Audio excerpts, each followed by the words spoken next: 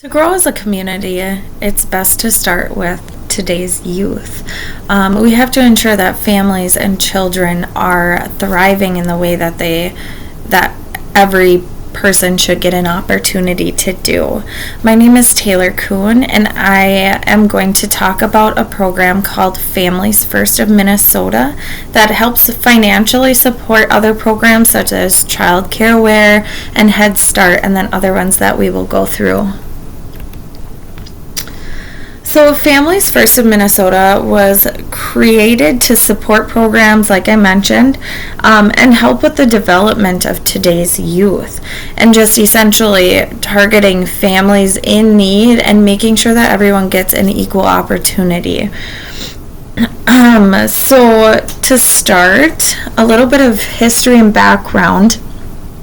This nonprofit organization was founded in the 1970s. It supported networks such as United Way, nursery school scholarships, child and adult care food programs, and education programs such as early child and family education.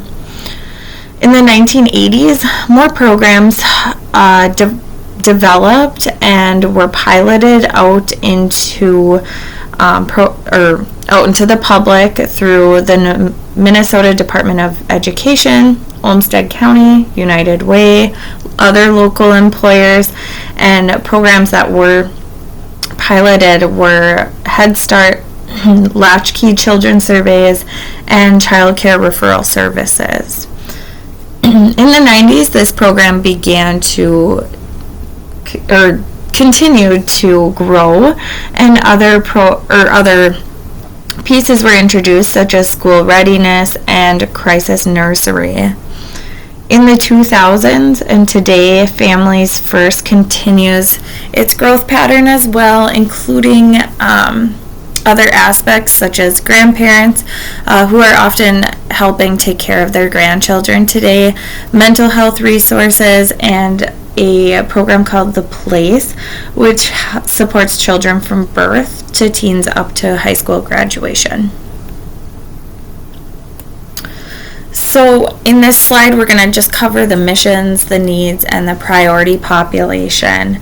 So the mission of Families First Minnesota is to be a financial resource to parents, child care programs, community members, and early child care education. So they want to help support families and children. Like I mentioned, financial assistance programs, and then their priority population are those families and children and today's youth. So Families First supports so many different programs and activities. So the source on the bottom here is their website. If you have a chance, go ahead and click in there and just kind of navigate through the website. It's so incredible how many things that this program offers. But I mentioned a couple here, and then later on in the slides we will cover 3 of the ones that stood out to me the most. So Head Start, this one we're going to talk about on the next slide, but it essentially helps low-income families to prepare for school. Crisis Nursery provides temporary emergency child care when parents or caregivers are facing a crisis situation. So that could be anything from domestic violence, mental health struggles, homelessness, and more. Child Care Aware, that one helps families find good, quality, and affordable child care in their area. School Readiness is a program that helps children prepare for school at a physical, cognitive, social, and emotional level. And this just gives those kids an equal opportunity to other kids around their age. Buddy Backpack, one of my personal favorites. We'll talk about this one later on in the slides too. But essentially, bags are filled with nutritious, non-perishable food items. So it feeds children who often go hungry or without food on the weekends and holidays. They recently expanded this into the summer months too, which I think is incredible. And then last is early learning scholarships, which are typically used for those ages birth to 4 years old. It's mostly a financial aid for those in need to ensure their children have high quality childcare and early education. So here's that Head Start program I was talking about. Essentially, Head Start is available in all 50 states. I did not know that. I thought it was just a Minnesota thing, so I found that fascinating. But Families First financially assists this program by supporting those who are pregnant and infants and toddlers up to 3 years old. So this is offered to low-income families at no cost to them. To be eligible for this program, individuals have to be at or below the poverty line or enrolled in programs such as SNAP, which is a Supplemental Nutrition Assistance Program, or SSI, which is a Supplemental Security Income program as well. Could be homeless or in foster care. So essentially, it wants to promote the physical, cognitive, social, and emotional development for children and give them that equal opportunity, as I mentioned before, to kids around their same age. It also helps promote the parents to help their children forward too. Buddy Backpack, this is my personal favorite. It serves the northeast range of Minnesota. 995 children are fed for 35 weekends. In the 2021 to 2022 school year, there was 34,000 kits packed and 926 volunteers. I recently volunteered in November, and the whole system was so rewarding and such a great opportunity. This is also a non-profit organization, and it's ran by United Way.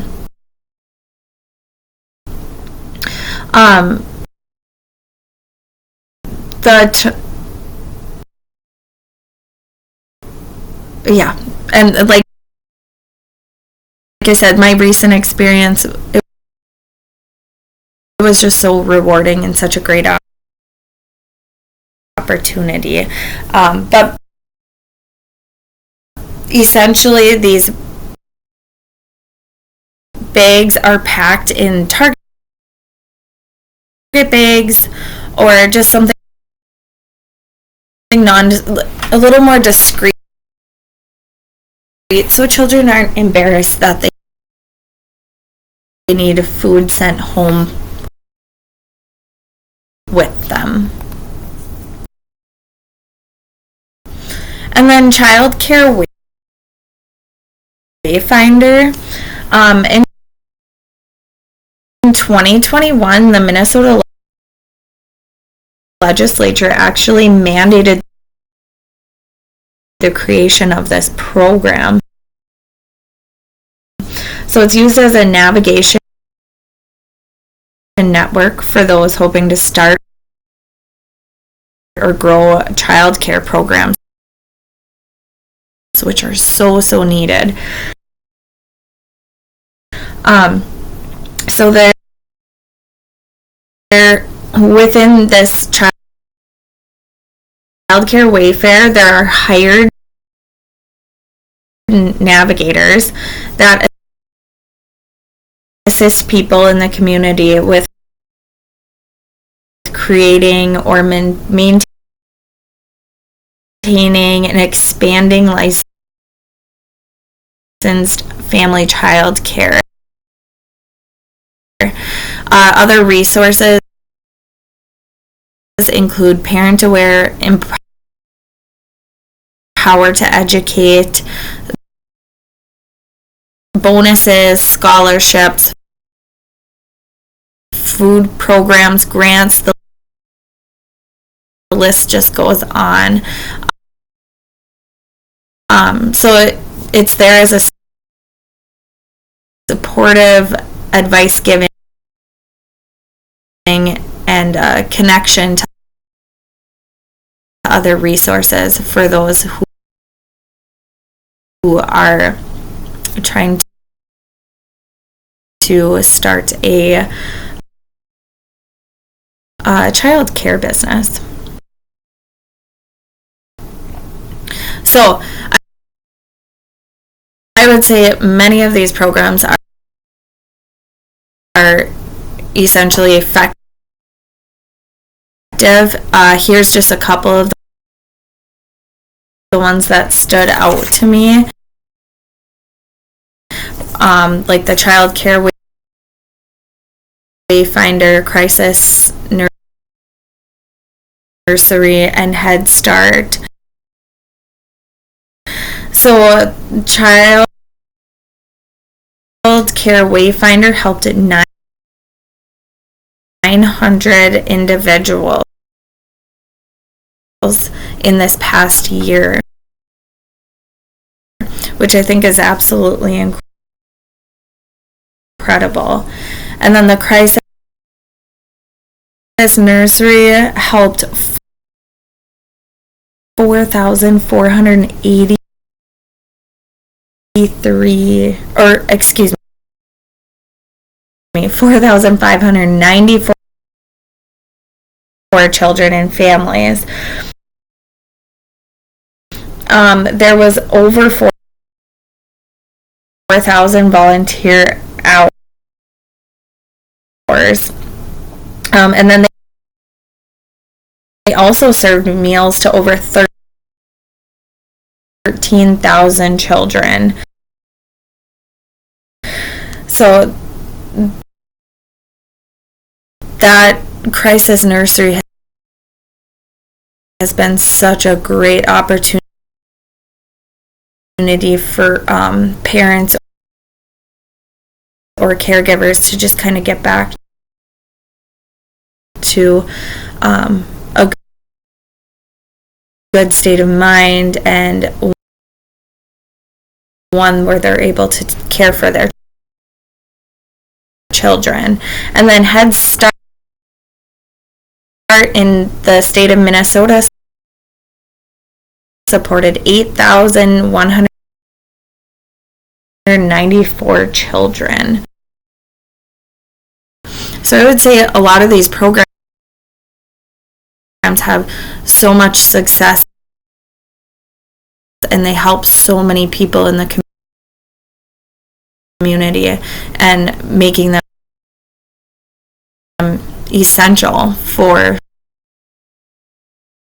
the community. So in this recap portion, I just wanted to reiterate that Families First is a financial support to many different programs that target the support of children and families in Minnesota. It was founded in the 1970s and has just continued to grow and create many different services and provide so many things for different families. And then just another recap on those supported programs. We learned about Head Start. We learned about the Buddy Backpack program. There's also the Crisis Nursery scholarship programs, and then child care programs as well.